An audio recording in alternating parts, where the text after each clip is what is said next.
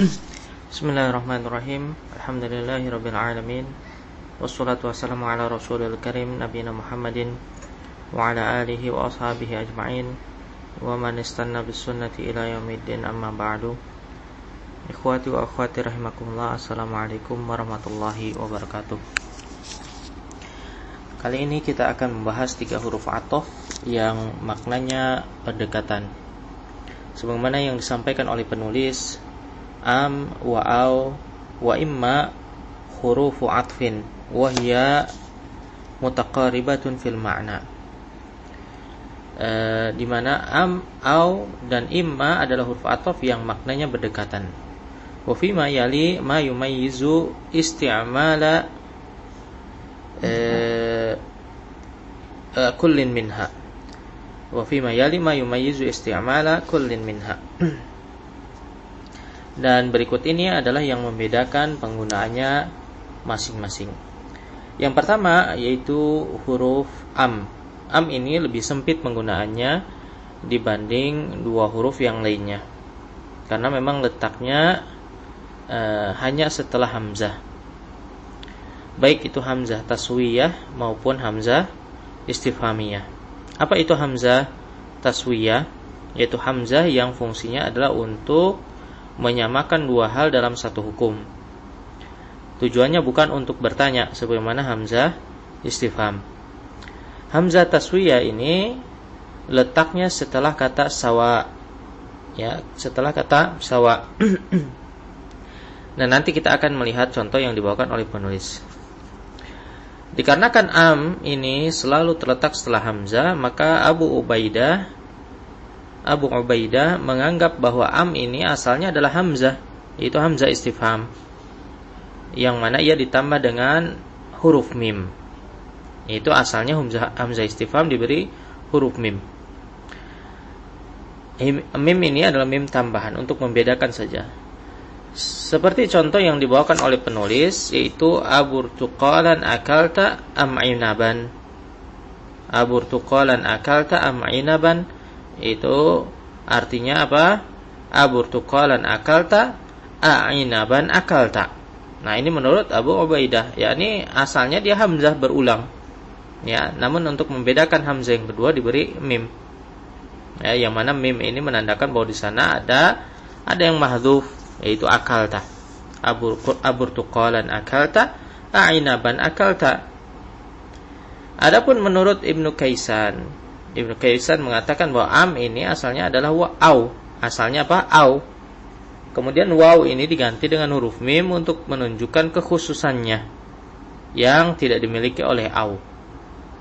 Nah, nanti kita akan melihat apa perbedaannya dengan au. Adapun ulama lainnya tidak menyebutkan asal usulnya, yakni artinya di mana am ini memang dia adalah huruf tersendiri yang tidak berasal dari huruf apapun. Nah, kita baca lagi teks yang dibawakan oleh penulis. Tusta'malu am ba'da kalimati sawa atau ba'da hamzatil istifham. Am ini digunakan setelah kata sawa atau yang tadi saya sebutkan setelah hamzah taswiyah. Karena setelah sawaun itu mesti diikuti dengan hamzah taswiyah. Atau setelah hamzah istifham. Nah, inilah ciri khas dari am yang membedakannya dengan huruf yang lain, ya, atau 2 huruf yang lain. Am yang seperti ini ulama menyebutnya dengan atau mengistilahkannya dengan am al-muttasilah. Am al-muttasilah. Itu setiap am yang dia didahului oleh hamzah disebut dengan am al-muttasilah. Ar-Radhi menyebutkan alasannya mengapa dia disebut dengan am al-muttasilah. Alasannya adalah karena ia dengan hamzah sebelumnya itu sama atau setara dengan lafaz ayyuhuma. Jadi dia bersambung dengan hamzah, ya, bermakna ayyuhuma. Maka seandainya ada pertanyaan aburtuqalan akalta am inaban, maknanya apa? Maknanya ayyuhuma akalta atau ayyahuma akalta. Ya, ayyahuma akalta, dia mansub sebagai maf'ul bih. Mana di antara keduanya yang kamu makan?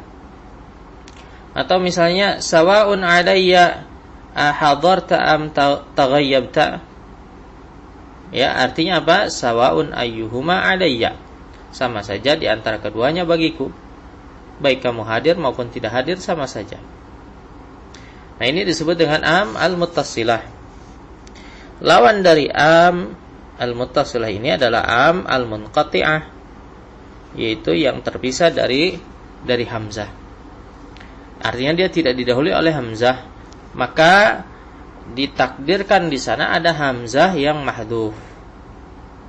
Ya, atau begitu juga ketika am ini misalnya terletak setelah adawatul istifham selain hamzah, juga demikian ditakdirkan di sana ada hamzah.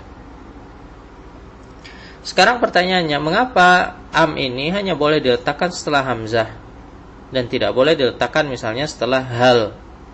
Padahal hamzah dengan hal maknanya sama. Artinya apa? Apakah? Maka jawabannya, karena hamzah ini pada asalnya adalah untuk menyamakan dua hal, yaitu at-taswiyah, lit-taswiyah, atau untuk memilih dari dua hal. Ya, yang mana bahasa Arabnya lit-ta'yin. Contohnya seperti yang diberikan oleh penulis tadi, ya, sawaun alayya ahadarta am taghayyabta. Sama saja bagiku apakah kamu datang atau tidak datang. Artinya kamu datang atau tidak datang maka hukumnya sama, tidak memberikan pengaruh apapun. Ya, ini artinya menyamakan, taswiyah. Nah, itu asalnya fungsi dari hamzah. Atau untuk memilih satu dari dua jawaban. Misalnya aburtul qalan akalta am ainaban, apakah jeruk yang kamu makan atau anggur? Maka jawabannya pasti salah satunya. Ya, salah satu dari keduanya. Maka huruf am ini dikhususkan hanya untuk mendukung makna tersebut, untuk mendukung apa? Kedua makna tersebut. Berbeda dengan hal ini fungsinya adalah litasdiq, yakni untuk mengiyakan pertanyaan atau tidak mengiyakan. Misalnya apa? Hal anta talib, maka jawabannya na'am atau la. Ya, kita tidak diminta untuk memilih, tapi untuk mengiyakan atau tidak mengiyakan.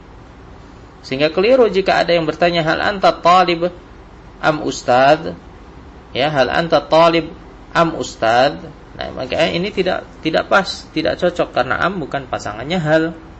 Ya, maka harus menggunakan apa di sini? Menggunakan au. Yang mana sifatnya au ini lebih umum. Ya, hal anta talib au ustad. Ya, karena asalnya apa? Hal ini bukan untuk memilih. Pertanyaan berikutnya, bolehkah hamzah istifham diikuti oleh au? Ya, maka para ulama membolehkannya. Misalnya aburtuqalan akalta au ainaban. Ya, meskipun yang lebih utama menggunakan am. Namun jika diletakkan setelah, ya, au ini diletakkan setelah hamzah taswiyah. Ya, bedakan. Kalau tadi ulama membolehkan jika au ini terletak setelah hamzah istifham. Bagaimana jika au ini diletakkan setelah hamzah taswiyah? Maka ulama bersepakat tidak membolehkannya. Ya, misalnya sawaun alayya ahadarta au taghayyabta. Ya, tidak boleh seperti ini karena at-taswiyah itu murni, ya, hanya milik am. Karena am ini fungsinya ada apa? Adalah at-taswiyah atau at-ta'yin. Kemudian huruf yang kedua yaitu au. Ada banyak sekali makna au, di mana Ibnu Hisham menyebutkan di kitabnya Mughnil Labib ada 12 makna au. Akan tetapi penulis di sini hanya menyampaikan 3 di antaranya saja. Yang pertama adalah litakhir, yaitu sebagai pilihan. Ya. Kemudian yang kedua litaqsim, sebagai pembagian, dan yang terakhir adalah lisyak, menunjukkan keraguan. Jika dia litakhir, maka biasanya dia diletakkan setelah talab, yaitu permintaan. Ya, bisa dalam bentuk perintah, bisa dalam bentuk larangan, bisa dalam bentuk misalnya syarat, ya, dan semisalnya yang termasuk dalam kategori apa? Talab. Ya, jumlah talabiyah. Misalnya di sini khudh burtuqalan aw 'inaban, ambillah jeruk atau anggur. Ya, kita perhatikan di sini talab, perintah. Artinya kita tidak boleh mengambil semuanya, yaitu tidak boleh mengambil keduanya, jeruk dan juga anggur, dan juga tidak boleh tidak mengambil semuanya. Artinya saya tidak milih salah satunya. Ya. Maka makna dari khudh burtuqalan aw inaban, kita harus memilih. Harus memilih salah satunya. Kemudian yang kedua adalah untuk pembagian. Aw ini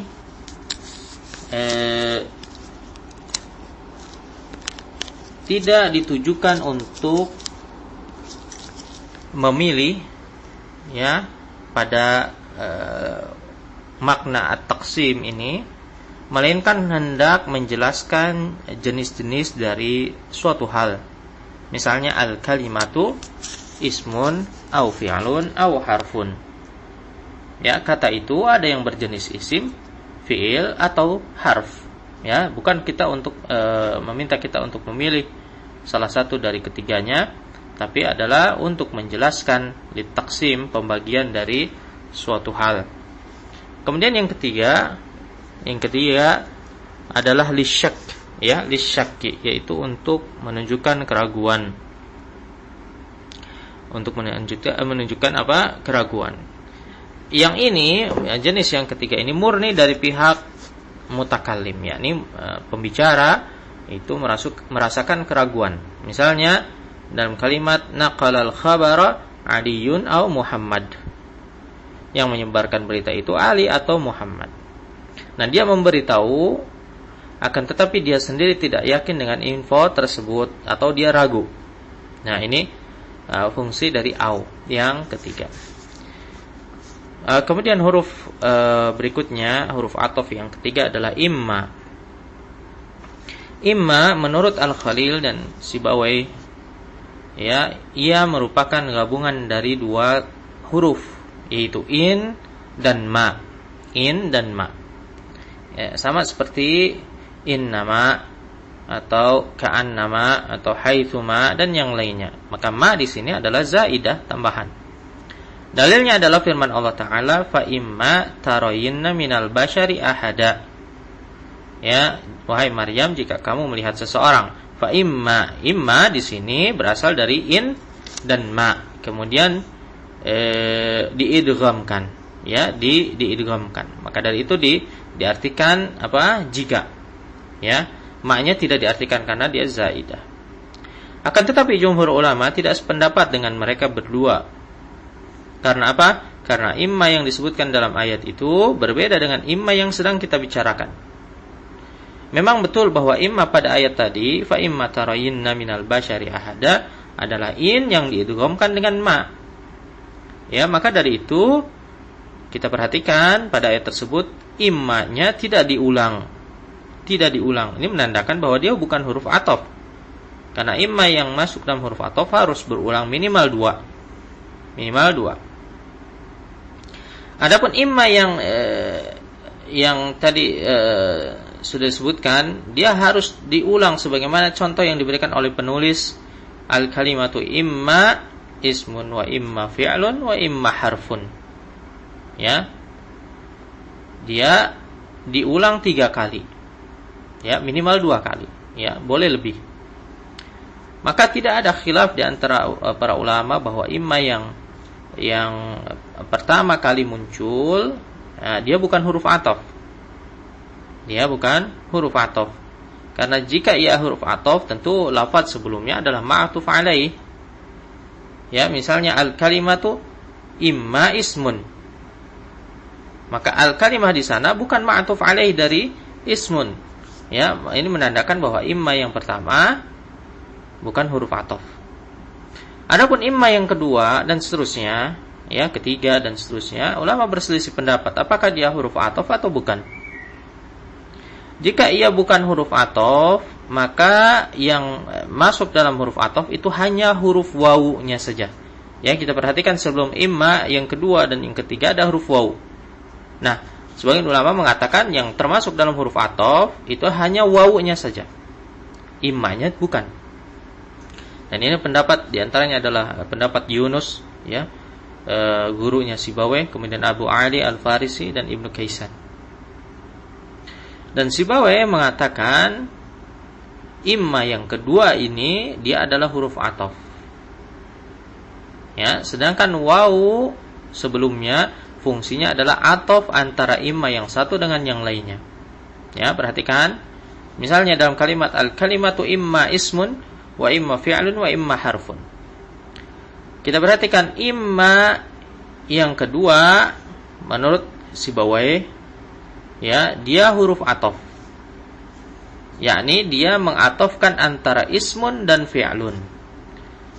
Imma yang ketiga juga demikian, huruf ataf. Dia mengatofkan fi'lun dan harfun. Adapun wawu-nya, huruf wawu, dia mengatofkan antara imma yang pertama dan imma yang kedua. Ya, begitu juga wawu yang kedua, dia mengatofkan antara imma yang kedua dan yang ketiga. Nah, itu pendapat Sibawayh, ya, dan juga diikuti oleh sejumlah ulama. Sekarang apa perbedaan imma dengan au? Ya, apa bedanya? Karena penulis di sini menyebutkan bahwa keduanya sama. Ya, beliau mengatakan imma tufidu ma tufiduhu au minat takhiri aw at-taqsimi aw asy-syak. Ya, sama persis menurut penulis kitab Mulakhas. Akan tetapi Ar-Rumani menjelaskan di sini perbedaan di kitab Ma'anil Huruf. Ar-Rumani menjelaskan perbedaannya. Yang pertama, terkadang au itu bermakna wawu, ya, artinya dan. Terkadang juga au bermakna bal, bahkan, ya, dan terkadang dia juga bermakna illa. Ya, ini pernah kita bahas, ya, pembahasan tentang au yang bermakna illa, ya, dan dia menasabkan. Sedangkan imma tidak bermakna huruf-huruf tersebut. Perbedaan yang kedua, imma itu selalu diulang lafadznya. Tadi sudah saya sampaikan. Sedangkan au tidak harus. Ya, meskipun bisa. Sebagaimana tadi contoh yang diberikan oleh penulis, al-kalimatu ismun au fi'lun au harfun. Sesuai dengan kebutuhan. Kalau imma harus diulang. Kenapa? Karena di awal ada imma, ya, di awal ada imma. Maka imma tersebut harus diulang. Yang ketiga dari sisi makna,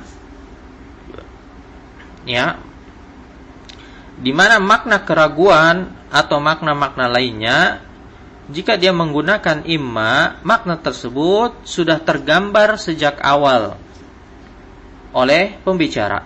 Artinya sudah ada di benak pembicara.